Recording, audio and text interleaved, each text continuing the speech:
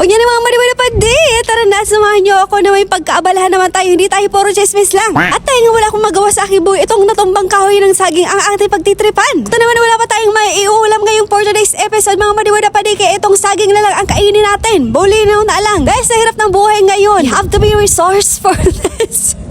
Ano nang? Oh my God. You have to be resourcefulness. Yes, na yes mga mariwala pa di. Dawa mga awot na yan sir. Baong tanan tanin. Nakitang mga pera. Matagal nga pala na tumbang kahoy na ito nung nakaraang bagyo pa. Last year, 2026 na lamang unyan. Tumba, manggiraray siya. Mabuti lang nakapag-intay siya at ito na ako ngayon. Bibigyan kita ng katarungan ang iyong kamatayan. Yes, yes, yes, of course. Kaso ang problema, bulinaw na lang. Ang hirap naman ito.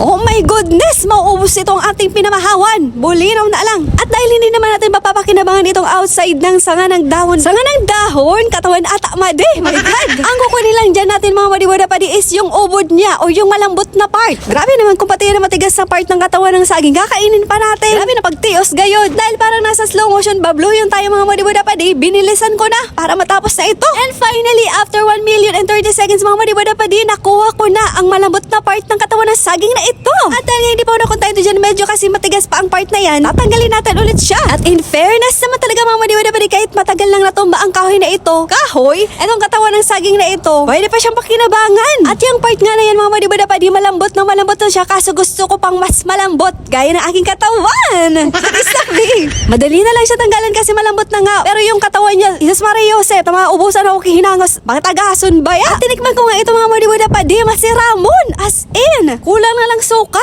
Nasa chapter 2 na tayo mga madiwada pa di, ang preparation ng ating natumbang saging. Iniraid ko lang siya mga madiwada pa di. Ang disadvantage lang dito mga madiwada pa di, marami siyang sapot.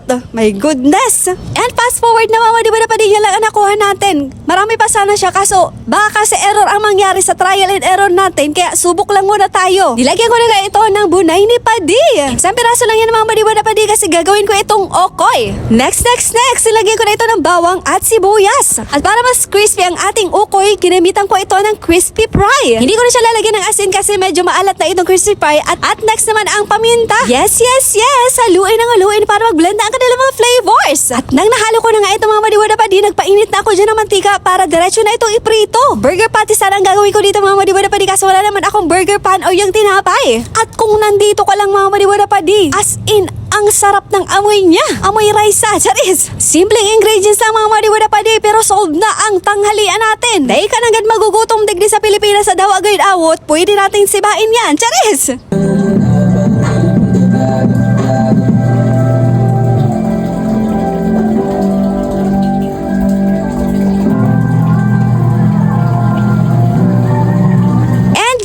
Yes, mga madiwada pa din, nandito na tayo sa ating taste test. And I know, curious ka rin sa lasa nito. At ang sasawan nga na ginawa ko dyan is yung suka. Nasa inot na hungit. Unang subo mga madiwada pa din, talaga naman. Ang linamnam. Parang si rice lang, charis. At kung gusto mo na itry na ini mga madiwada pa din, ano pang pigigay mo dyan, kumuha ka ng tabak, tumbahon mo na, supon kang batag nindo.